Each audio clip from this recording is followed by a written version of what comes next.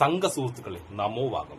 നമ്മൾ ഒരുപാട് സ്നേഹിച്ച, നമ്മൾ വളവും വെള്ളവും കൊടുത്ത തോക്ക് സ്വാമി എന്നറിയപ്പെടുന്ന ഭദ്രാന കുദ്രാനന്ദ സ്വാമി നമുക്കെതിരെ പ്രവർത്തിക്കാൻ തുടങ്ങി. സുഹൃത്തുക്കളെ, നമുക്കെതിരെ പ്രവർത്തിക്കാൻ തുടങ്ങി. നിലമ്പൂരിൽ മൂപ്പറേതോ സ്ഥാനാർത്ഥിനെ വെച്ചിട്ടുണ്ട് പോലും നമ്മൾ സംഘികൾക്കെതിരെ. അല്ലെങ്കിൽ തന്നെ തോക്കുന്ന നമുക്കെതിരെ അയാൾ ഒരു സ്ഥാനാർത്ഥിയെ കൂടി വെച്ചാൽ എന്തായിരിക്കും നമ്മുടെ അവസ്ഥ? അതൊന്നുമല്ല ഇവിടെ പ്രശ്നം. അദ്ദേഹം നമ്മളെ സുരുഗോപിയും, നമ്മളെ സുരേഷ് അണ്ണൻ, നമ്മളെ ഷിറ്റണ്ണനെയും, നമ്മുടെ എല്ലാമായി ഏഷ്യാനെറ്റിന്റെ സ്വന്തം മൊയലാളി രാജീവ് ചന്ദ്രശേഖർ മൊയലാളിനെയും ഒക്കെ എന്തൊക്കെ വൃത്തികേടുകളാണ് പറഞ്ഞത്.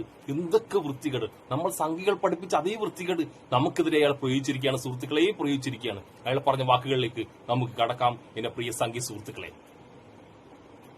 സുരേഷ് ഗോപിക്ക് എന്തൊക്കെ പറഞ്ഞാൽ പാർട്ടി എന്താണെന്ന് അറിയില്ല. മാധ്യമങ്ങളുടെ മേക്കിട്ട് തോണ്ടാനും മസിൽ പിടിച്ച് നടക്കാനും ഇതൊന്നുമല്ല politics. He doesn't know anything about Indian politics. ഇവിടെ ഇവ ആരാ? ഇവ എന്തിനാണ് പറയുന്നത്? ഇവന്റെ കയ്യിൽ തോക്കുണ്ടോ? എന്റെ കയ്യിലും തോക്കുണ്ട്. എന്റെ കയ്യിൽ പൊട്ടാതെയാണെങ്കിൽ ഇവന്റെ കയ്യിൽ പൊട്ടുന്നതായിരിക്കും. ഇവൻ ആരൊക്കെ ഇതൊക്കെ പറഞ്ഞു കൊടുക്കുന്നത്? വേണ്ട വേണ്ട, ഇതൊക്കെ സഹിക്കാം സുഹൃത്തുക്കളെ. പക്ഷെ നമ്മുടെ എല്ലാമായ നമ്മുടെ മൊയലാളി, നമ്മുടെ രാജീവ് ചന്ദ്രശേഖരേട്ടനെ നമുക്ക് ഒരു രൂപ പോലും തരാതെ നമ്മളെ പാർട്ടിയെ അടിയെ വിൽക്കാൻ നോക്കുന്ന, നമ്മളെ ഉള്ളിയസുരയെക്കാളും വലിയ എച്ചിയേക്കാളും വലിയ മലയാളം പോലും അറിയാത്തൊരു വേട്ടാവളിയനെ എന്തൊക്കെയാണ് ഈ തോക്ക് സ്വാമി പറഞ്ഞതെന്ന് ഒന്നുകൂടി കേട്ടു നോക്കൂ സുഹൃത്തുക്കളെ. കേട്ടു നോക്കൂ. കണ്ണീര് വരുന്നത് കേട്ടിട്ട് നിങ്ങളും കൂടി അത് കേട്ടു നോക്കൂ. നിലമ്പൂരിൽ നമുക്ക് മത്സരിക്കാൻ താല്പര്യമില്ലെന്നാണ് രാജീവ് ചന്ദ്രശേഖരൻ പറഞ്ഞത്. താല്പര്യമില്ലാത്തതെന്ന് പറയാൻ ആ അങ്കിൾ ബണ്ണിന്റെ ഔദാര്യത്തിലാണോ ഇവിടുത്തെ ആൾക്കാർ നിൽക്കുന്നത്? അങ്കിൾ ബൺ എന്ത് വൃത്തികെട്ട വാക്കാണ് ഇയാൾ പറഞ്ഞത്.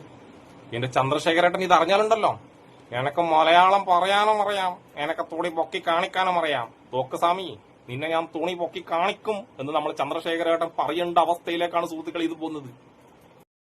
ആ അങ്കിൾ ബൺ എന്തെങ്കിലും പറഞ്ഞ ഇതങ്ങ് അയാളുടെ താല്പര്യത്തിനനുസരിച്ചാണ് ഇവിടുത്തെ പ്രവർത്തകർ ജീവിക്കേണ്ടത്. ഞാനടക്കം ഒരു സ്വയം സേവനാണ്. ഇതെല്ലാം OTC ഒക്കെ കഴിഞ്ഞ ആൾക്കാരാണ്. നമ്മളെല്ലാം സ്വയം സേവക് തന്നെയാണ്.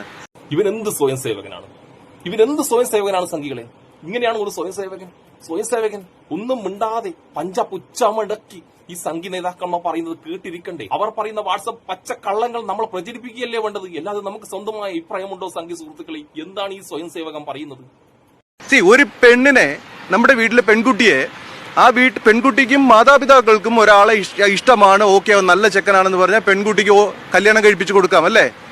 ഏവനെങ്കിലും ഒരുത്തം വന്നിട്ട് കാണിച്ചാൽ വീട്ടിൽ കയറി വന്നിട്ട് ഇവളെ കെട്ടിച്ചു കൊടുക്കണമെന്ന് പറഞ്ഞാൽ ഒരു വോട്ടെന്ന് പറയുന്ന ഓരോ ഭാരതീയന്റെ അവകാശമാണ്. അത് അവർക്ക് ഇഷ്ടമുള്ള ആൾക്ക് അവർ വോട്ട് കൊടുക്കും.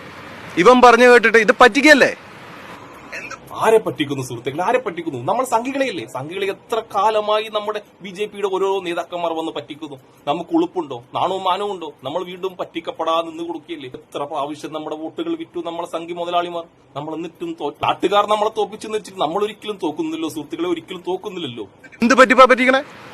എത്ര കാലമായിട്ട് ഈ BJP ജനങ്ങളെ പറ്റിച്ചുകൊണ്ടിരിക്കുകയാണ് ഇവിടെ. അനാവശ്യ തെരഞ്ഞെടുപ്പ് ഇത് ഒരു മനുഷ്യന്റെ വികാരം ഉയർത്തി കാണിക്കുന്ന കാര്യമാണ്. അവരുടെ അവകാശമാണ്. നമ്മുടെ ആവശ്യമാണ് അയാൾക്ക് അനാവശ്യമായിട്ട് പോകുന്നത്. ജഗതി പറയുന്ന പോലെ അദ്ദേഹത്തിന് ഈ തെരഞ്ഞെടുപ്പ് നടന്നില്ലെങ്കിൽ എന്തൊക്കെ ലാഭങ്ങളുണ്ട്? എത്ര വോട്ടുകൾ വിറ്റ് എത്ര കാശുണ്ടാക്കാം എന്റെ സംഘി സുഹൃത്തുക്കളെ. ഇയാൾ ഇത് പറഞ്ഞ് നമ്മളെ നാറ്റിക്കുകയാണ്. ഇയാൾക്ക് എന്ത് പൊളിറ്റിക്സ് അറിയാം? ചിപ്പ് ഉണ്ടാക്കുന്ന ഒരു മനുഷ്യൻ. He's A good entrepreneur. More than that, nothing. He's a businessman. He's a tycoon. Let him keep his money with him. That is not a proper use of creation.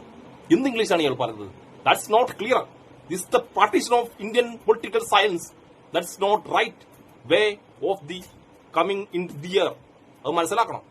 ഇവൻ പറയുന്ന English അല്ല നമ്മൾ സംഘികൾ മനസ്സിലാക്കേണ്ടത്. നമ്മൾ സംഘികളുടെ WhatsApp English മാത്രം മനസ്സിലാക്കുക. ഇവൻ പറയുന്നത് ഇംഗ്ലീഷ് അല്ല.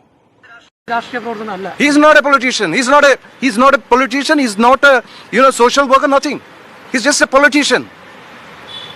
And I just don't want to reveal more about anyone. You got my point, right? ഒന്നും മനസ്സിലായില്ലെങ്കിലും മനസ്സിലായ പോലെ നമ്മൾ സംഘികൾ നിൽക്കണം കേട്ടാ. ഗൗരവത്തിൽ നിൽക്കണം. ഇവിടുത്തെ ഈ ഊളത്തരം ഉണ്ടല്ലോ, ഈ രാഷ്ട്രീയക്കാർ ഇത്രയും നാൾ ആൾക്കാരെ പറ്റിച്ചോണ്ടിരിക്കണേ. ഇവർക്ക് ധർമ്മശാസ്ത്രം അറിയോ? നീതിശാസ്ത്രമോ ദണ്ഡനീതിയോ എന്തെങ്കിലും അറിയോ? ദണ്ഡനീതി നമ്മളെ പ്രശാന്ത് ശിവാട്ടൻ, നമ്മളെ പാലക്കാട്, അയാളോട് ചോദിച്ചു കേട്ടാ. ദണ്ഡ വെച്ചുള്ള നീതി അത് എനിക്കറിയില്ലെങ്കിലും നമ്മളെ പ്രശാന്തേട്ടനും നമുക്കും അറിയാം ദണ്ഡനീതി കേട്ടാ. ഒന്നേ ആൾക്കാരെ വരട്ടുക, മറ്റേ ഏജൻസി വെച്ച് അന്വേഷിപ്പിക്കുക, ഓടിപ്പിക്കുക, ഇതൊന്നും ഇനി നടക്കില്ല. ഇതിപ്പോ ഒരു ഗ്രൂപ്പിനെ കംപ്ലീറ്റ് അവഗണിച്ചിരിക്കുകയാണ്. ഇതൊരു യുദ്ധം തുടങ്ങുകയാണ്. അത് BJP-ക്ക് എതിരെയുള്ള ഒരു പ്രതിഷേധമാണ് ഈ സ്ഥാനം. 100% ഇതൊരു മഹാഭാരത യുദ്ധ സ്റ്റാർട്ട് ചെയ്യുകയാണ്. അവർ വലിയ ശക്തിയാണ്. നമ്മൾ പഞ്ചപാണ്ഡവർ 5 പേരേ ഉള്ളൂ. 5 പേരാണ്. ഈ 5 പേർ മണ്ടന്മാർ നമ്മൾ എന്ത് ചെയ്യും? ഈ 5 മണ്ടന്മാർ, നമ്മൾ ലക്ഷങ്ങൾ വരുന്ന മണ്ടന്മാരെ തോപ്പിക്കാൻ പറ്റുമോ? ഇവരെക്കാൾ വലിയ മരമണ്ടന്മാരെ നമ്മൾ, ആ മരമണ്ടന്മാരെ ഈ ചെറിയ മണ്ടന്മാർ 5 മണ്ടന്മാർ ചേർന്ന് എന്ത് ചെയ്യാൻ? ഇവിടെ ഞാൻ വീണ്ടും I'm repeating once more again and again, ഇവിടുത്തെ ഓരോ അടിയും, അതായത് BJP-ക്ക് കിട്ടുന്ന, അവരുടെ കർണത്ത് കിട്ടുന്ന ഓരോ അടിയായിരിക്കും ഹിന്ദു മഹാസഭയ്ക്ക് കിട്ടുന്ന വോട്ട്. നമ്മളിവിടെ ജയിക്കണമെന്നോ അങ്ങനെ ആക്കണമെന്നോ ഇങ്ങനെയല്ല, ജനങ്ങൾക്ക് വിവരമുള്ളവർ തിരഞ്ഞെടുക്കട്ടെ. അടിയെ കുറിച്ചൊന്നും പറഞ്ഞ് തോക്ക് സ്വാമി നമ്മളെ പേടിപ്പിക്കണ്ട. ഒരുപാട് കിട്ടിയിട്ടുണ്ട്, കോടി അടി വാങ്ങിയിട്ടുണ്ട്. എടപ്പാളോട്ടം മറക്കില്ല ഒരിക്കലും മറക്കാൻ പറ്റൂല എടപ്പാളോട്ടം. BJP-യുടെ അപ്പന്റെ അപ്പനാണ് അഖിൽ ഭാരത് ഹിന്ദു മഹാസഭ. നമ്മളാണ് ഈ രാഷ്ട്രത്തെ ഹിന്ദുത്വം പിടിച്ചുയർത്തി നിർത്തുന്നത്. ദണ്ഡനീതി, നീതിശാസ്ത്രം ഒന്നും അറിയാത്ത ആൾക്കാർ താമരയുടെ അർത്ഥം എന്താണെന്ന് രാജീവ് ചന്ദ്രശേഖരൻ എടുത്ത് ചോദിക്കൂ. അതിന്റെ ആത്മീയ അർത്ഥം എന്താന്ന്? താമരയുടെ അർത്ഥം അത് മൊയലാളിക്ക് അറിയാട്ടാ. മൊയലാളി പരിപാടിയെല്ലാം കഴിഞ്ഞിട്ട് രാത്രി നല്ല അടിച്ച് താമരയായിട്ട് കിടക്കുന്നതാണ്. അതുകൊണ്ട് താമരേന്റെ അർത്ഥം അതെന്തായാലും നീ മൊയലാളിനോട് ചോദിക്കണ്ടാട്ടാ. മൊയലാളിക്ക് അതിന്റെ മലയാളം അർത്ഥം അറിയാം, ഇംഗ്ലീഷ് അർത്ഥം അറിയാം. വേണമെങ്കിൽ തുണി ഒന്നിച്ച് കാണിച്ചു തരുന്ന കേട്ടാടാ തോക്ക് സ്വാമി. പറയാൻ പറ്റില്ല, ആരും പറയില്ല. വിഴിഞ്ഞം പദ്ധതിയിൽ പൈസ ഉണ്ടാക്കുക എന്നുള്ളതാണ് ഇവരുടെ മെയിൻ ഇപ്പോൾ ആവശ്യം. റിയൽ എസ്റ്റേറ്റ് ബിസിനസ്, മറ്റു ബിസിനസ്, സെറ്റിൽമെന്റ്. ഇതിനൊന്നും അല്ല സംഘം പഠിപ്പിച്ചത്. സംഘം പഠിപ്പിച്ചത് സെറ്റിൽമെന്റ് അല്ല, ജനസേവനം ചെയ്യാനാണ്. ആണോ? ഇവരെന്ത് ജനസേവനമാണ് ചെയ്യുന്നത്? പിന്നെ കുറെ മുസ്ലിങ്ങളെ തെറി വിളിച്ചാൽ മുസ്ലിങ്ങൾക്ക് എതിരെ വ്യക്തമായിട്ട് നമ്മൾ പാകിസ്ഥാൻ ചിന്തയുമായിട്ട് പോകുന്ന മുസ്ലിങ്ങൾക്കെതിരെ നമ്മൾ എഗൻസ്റ്റ് ആണ്. അതേസമയത്ത് ഭാരതീയ മുസ്ലിം ഉണ്ട്, അത് നമ്മുടെ സഹോദരന്മാരാണ്. ഇവിടുന്ന് തന്നെയല്ലേ അങ്ങോട്ട് പോയത്. മാനിപ്പുലേറ്റ് ചെയ്യണതിനൊക്കെ ഒരു ഇവൻ അവസാനം പറഞ്ഞത് കാര്യം, മുസ്ലിങ്ങൾക്കെതിരെ വെറുതെ നമ്മളിങ്ങനെ പറഞ്ഞു നമ്മൾ തകർന്നുകൊണ്ടിരിക്കുന്നു.